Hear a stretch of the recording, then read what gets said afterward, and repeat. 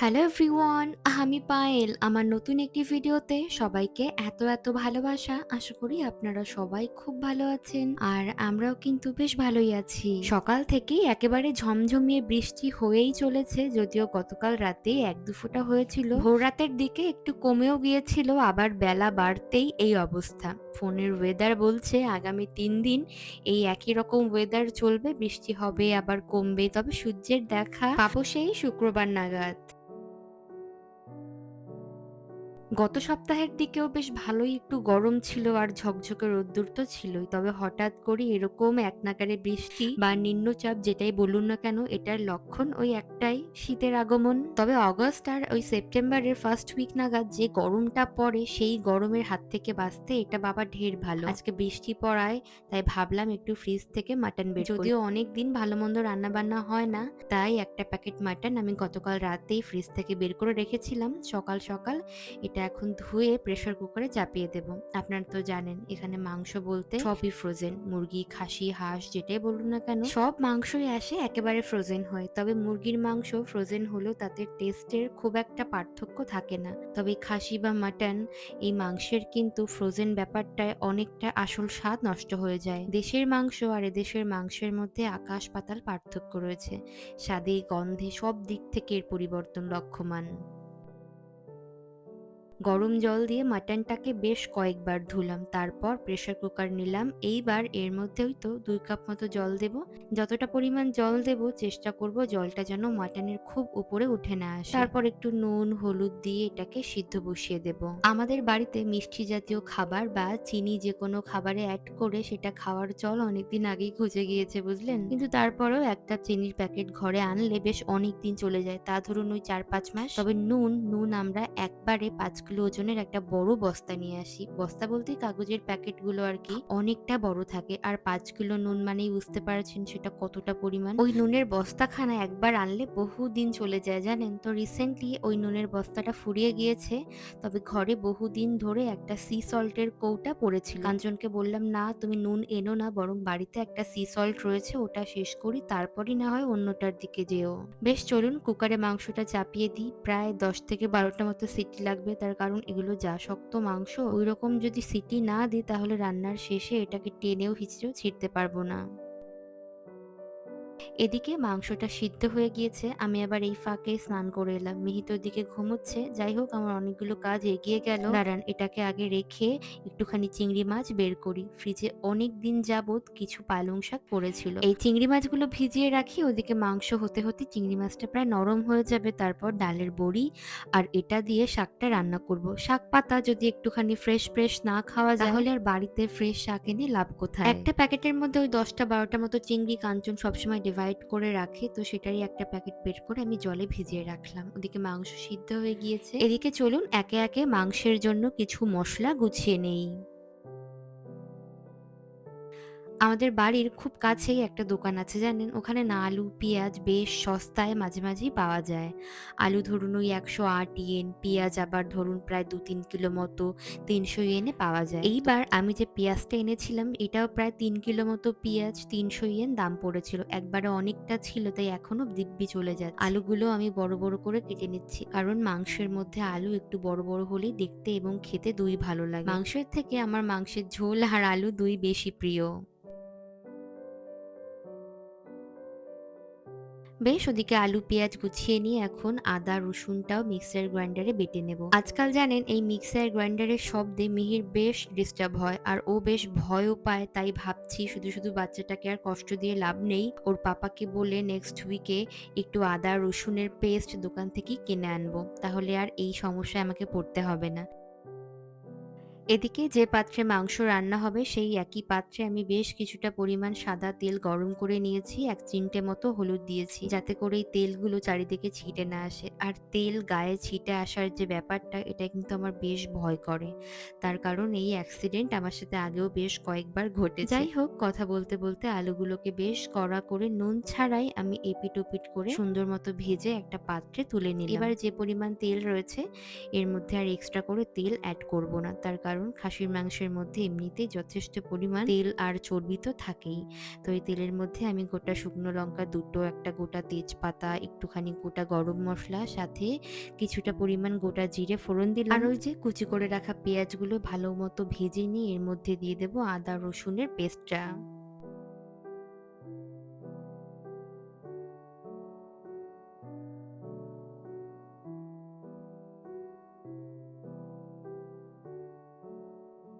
এই কড়াইটা আমি যেদিন থেকে কিনেছি তারপরে বোধহয় অন্য কোনো পাত্রে, মানে ওই কালো ননস্টিকের পাত্র যেখানে কোটিং দেয়া থাকে, সেখানে আর মাংস বা বেশি কষিয়ে রান্নাবান্না কোনোটাই করিনি। এইটার মধ্যে রান্না করলে না কাইন্ড অফ মাদের রান্না করা ওই যে বাংলা ২ দিকে হাতলওয়ালা সিলভারের ওই কড়াইগুলোর কথা মনে পড়ে যায়। আমার বাড়িতেও জানেন তো ওইরকম একটা ছোট কড়াই আছে, মা দিয়েছিল শখ করে। ওটার মধ্যে খুব একটা রান্নাবান্না করি না। ওইটার সাথেই তো এই স্টিলের খুন্তিটা সেট করে এনেছিলাম। ওই যে পরিষ্কার করার যে পরিশ্রম, সেই ভয়ে আমি আর ওই কড়াই বের করি না। তবে এটার মধ্যে রান্না করলে সেই স্বাদ কিছুটা পাওয়া যায়। যাই হোক, এদিকে প্রত্যেক দিনের কিছু বেসিক মশলা দিয়ে আমি ভালো মতো কষিয়ে নিয়েছি। আর তারপর সিদ্ধ করে রাখা মাটন ওই যে প্রেসার কুকার থেকে চলুন ডিরেক্ট এখন মশলার মধ্যে দিয়ে বেশ কিছুক্ষণ ভালো মতো কষিয়ে নি চলুন।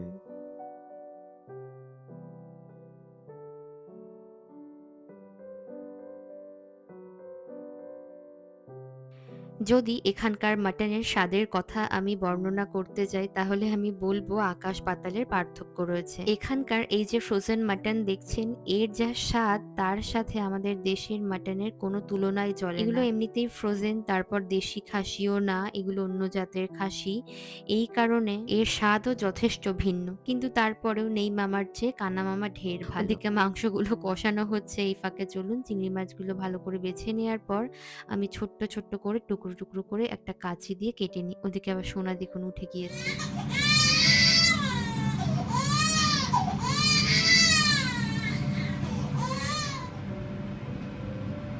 এখন আবার ইনি গিয়েছেন ঘুম থেকে উঠে, তাই এনাকে এখন কোলে নিতে হবে, কিছুতেই আর বিছানায় থাকবে না। আসলে সারাদিন তো বিছানায় আজকে ছিল, তার কারণ আমার শরীরটা না কয়েকদিন যাবত নয়, প্রায় ওই 2 সপ্তাহ মতো ভালো নেই। আর লাস্ট 1 উইক একদমই ভালো যাচ্ছে না, তাই জন্য ওরও হয়তো একটু টেক কেয়ারটা আমি কম করতে পারছি। আসলে কোমর আমার এত ব্যথা, আমি তো আজকাল বেল্ট ছাড়া দাঁড়াতেই পারছি না, আর এরকম নিচেও হতে পারি না, আর কি অনেকটা নিচেও হতে পারি না। তো যাই হোক, মিহিকে এখন এই কোলের মধ্যে করে ঘুম পাড়িয়ে নিই। মাঝে মাঝে আপনারা অনেকেই কমেন্ট করেন এত ছোট বাচ্চাকে শুইয়ে রেখে সব কাজ করা যায়, আপনারা অনেক করেছেন আমাকে এগুলো বলেন আপনারা, আমি খুব অ্যাপ্রিসিয়েট করি সবার কথা, কিন্তু আসলে আমি পারি না বা আমরা পারি না, যেহেতু আমি এখানে একা থাকি। হয়তো অন্যেরা একা থাকেন, তারা পারেন, তবে আমি পারি না। আমার বাচ্চা সবসময় বিছানায় থাকতে চায় না, বা বাউন্সার বা ক্রিপ কোথাও থাকতে চায় না, মাঝে মাঝে চায় সে মায়ের ওয়ার্ম ফিল করতে। তো হ্যাঁ, এই তো কোলে নিয়ে এখন রান্না করবো। ওর পায়ে মোজা পরিয়ে দিয়েছি, আর আমি যখন ওকে নিয়ে রান্না করি না, তখন আমি এইভাবে রান্না করি, এরকম ভাবে খুন্তি এইভাবে নাড়ি আর ওকে এই পাশে সেভ করে রাখি। তো যাই হোক, গত 1 সপ্তাহ আমি কোনো ভিডিও শুট করিনি। আপনারা গত 1 সপ্তাহ ধরে অনেকেই হয়তো খেয়াল করেছেন আমি খুব কম ভিডিও পোস্ট করেছি, জাস্ট বিকজ অফ আমার শরীরটা একেবারেই ভালো যাচ্ছে না। আর লাস্ট আমি রান্না করেছিলাম রোববারে, আর আজকে হলো শনিবার। আই থিঙ্ক কত তারিখ ছিল সেটা আমার মনে নেই, তবে আজকে হলো 11 তারিখ শনিবার। আজকে আমি রান্না করছি, সেই রোববার রান্না করেছিলাম আগের সপ্তাহে, ওই লাস্ট করেছি, আর আজকে ফার্স্ট করলাম। এই গোটা সপ্তাহে প্রথমে আজকে রান্না করলাম, এই গোটা সপ্তাহের আজকেই প্রথম রান্না করলাম। আজকেই তো মাংস চাপিয়েছি, একটু শাক করবো। অনেকদিন কাঞ্চনকে ওই আলু সিদ্ধ ডিম ভাজা এইসব দিয়ে খাইয়ে রেখেছিলাম, আমিও নিজেই তাই করছিলাম, আসলে না পারলে যেটা হয় আর কি। তো যাই হোক, অনেক কথা বলে ফেললাম, চলুন এখন রান্না বান্না শুরু করি। মিহিদিকে কোল করে নিয়েছি, ঘুমাক, ততক্ষণ আমি রান্না বান্না করে নেব। মাংসটা আমি 80% মতো সিদ্ধ করে নিয়েছিলাম, বাকিটা এই কষাতে কষাতে ঝোলের মধ্যে সিদ্ধ হয়ে যাবে। মাটন একটু বেশি সিদ্ধ হলেই বরং ভালো লাগে। যাই হোক, এদিকে মাংসটাও মোটামুটি রান্না যেহেতু শেষের দিকে, তাই আমি ভেজে রাখা আলুগুলো দিয়ে আরো কিছুক্ষণ কষে গরম জলটা দিয়ে দেব পরিমাণ মতো। আমাদের দেশে এখন ১ কিলো মাটনের দাম কত সেটা তো আমি জানি না। তবে কেউ জানলে আমায় কমেন্ট করে প্লিজ জানাবেন। আর এদেশে ১ কিলো মাটনের দাম পড়ে ১৪০০ ইয়েন জাপানিজ টাকায়। আর আমাদের দেশীয় টাকায় সেটার দাম দাঁড়াচ্ছে ধরুন প্রায় ওই ৳৮২০ র মতো।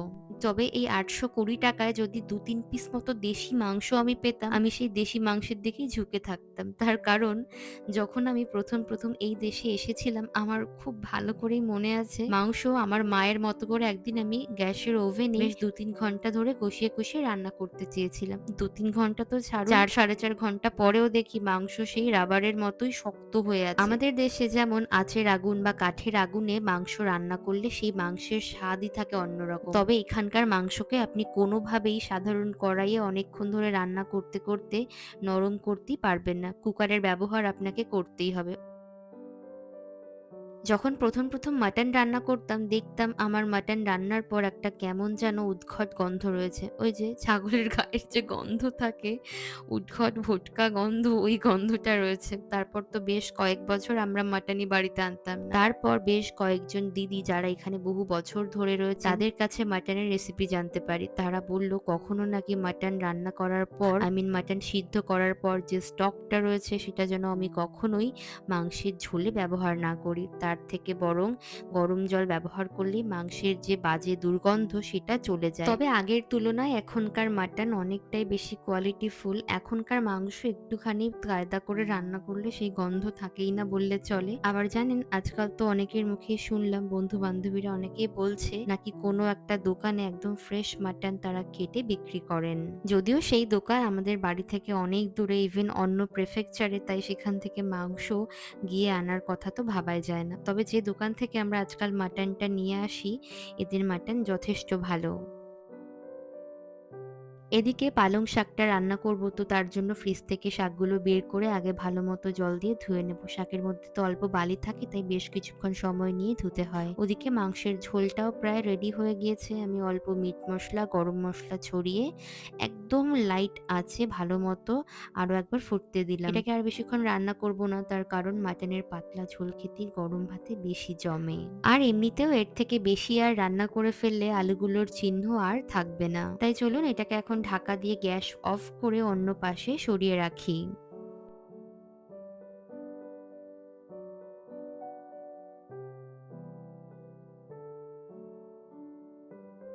পালং শাক অনেকভাবেই রান্না করা যায়। আমার শাশুড়ি মা যেমন নানান সবজি মিশিয়ে আদা কুচি দিয়ে আবার পাঁচফোড়ন ছড়িয়ে রান্না করে। ওইভাবেও ভালো লাগে। আবার আমার মা যেভাবে করে শীতের একদম ফ্রেশ কচি যে পালং শাকগুলো পাওয়া যায় ১ম দিকে, ওই শাক ছোট চুনো মাছ কিংবা চিংড়ি মাছ অথবা রুই মাছের মাথা ভেঙেও রান্না করে। আজকে আমি ওই যে চিংড়ি মাছ দিয়ে রান্না করছি। রাঁধুনি ফোড়ন দিয়ে বড়ি, কাঁচা লঙ্কা, সরু করে কাটা আলু ভালোমতো ভেজে নিয়ে জল দিয়ে অল্প একটুখানি নুন হলুদ দিয়ে ঢাকা দিয়ে দিয়েছি। ঝোলটা ফুটে আসবে সেই ফাঁকে চলুন পালং শাকগুলো তো আমি ভালো করে ধুয়ে একটুখানি ভিজিয়ে রেখেছিলাম। এইবার একটা কাঁচির সাহায্যে রাফলি কেটে নেব। সবসময় যে পালংটা বাড়িতে আসে তার থেকেও এই শাকটা মনে হলো একটু আলাদা। তার কারণ এগুলো মাটিতে নয় বরং মাটির মতো অন্য কিছু স্যান্ড জাতীয় কিছুর মধ্যে এগুলো বনেছিল। তাই গোড়ার দিকে সাদা ওই স্যান্ড গুলো লেগেছিল। গোটা শাকগুলোকে আমি জলের মধ্যে বেশ খানিকক্ষণ ভিজিয়ে রেখেছিলাম। আবার কাটার পরে ২-৩ বার চলুন ধুয়ে নেই।